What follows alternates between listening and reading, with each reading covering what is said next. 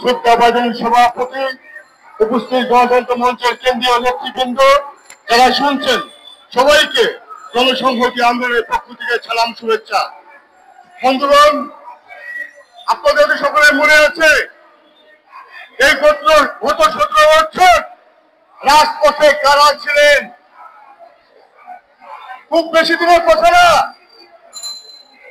গত 23 সালে 28 তারিখ যখন একটি বড় দলের জনসভায় গ্রেফতার করা হয়, তখন রাজপথে অন্য বড় বড় দল যারা ছিলেন তাদের দেখা যায় নাই। তখন একমাত্র গণতন্ত্র মঞ্চ তারাই রাজপথে প্রত্যাহার করে দাঁড়িয়েছিলেন। আর আজকে সেই গণতন্ত্র মঞ্চের নেতৃবৃন্দের নামে মিথ্যা মামলা, বিভিন্ন জেলায় হামলা। এটা আসলে কারণ কি? কেন এই হামলা? বন্ধুগণ, আপনারা ভুলে গেলে চলবে না যে গণতন্ত্র মঞ্চ মামলাকে পরোয়া করে না।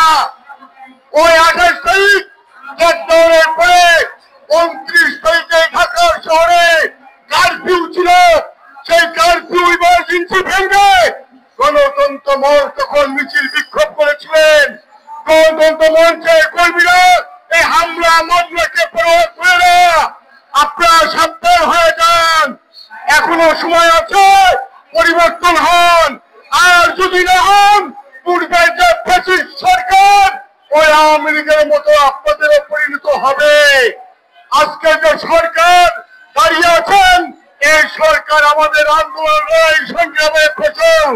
আমরা আপনাদেরকে সহযোগিতা করতে চাই, কিন্তু সেই সহযোগিতার নামে সহযোগিতার সুযোগ নিয়ে আপনারা যা খুশি তাই করবেন, এটা গণতন্ত্র মঞ্চ আমরা মেনে নিব না। আমরা পরিষ্কার বলে দিতে চাই, ওই শিবগঞ্জে যারা হামলা করছেন তাদেরকে অতিবিলম্বে গ্রেপ্তার করুন। নোয়াখালীতে যারা হামলা করেছেন তাদেরকে গ্রেপ্তার করুন। গাজীপুরে যারা হামলা করেছেন তাদেরকে গ্রেপ্তার করুন। আর ইউপি চেয়ারম্যানদের নামে এই নির্বাচিত ইউপি চেয়ারম্যানদের নামে যে মিথ্যা মামলা, সেটাও প্রত্যাহার করুন। এই মামলা করে হামলা করে আপনারা আসলে কি বুঝাতে চান এটা আমরা পরিষ্কার বুঝি। আমরা ভয় পাওয়ার দল না, আমরা আছি, রাজপথে থাকবো। আপনারা যদি বিপরীত পক্ষে চলার চেষ্টা করেন তাহলে অবশ্যই আমরা আবার আপনার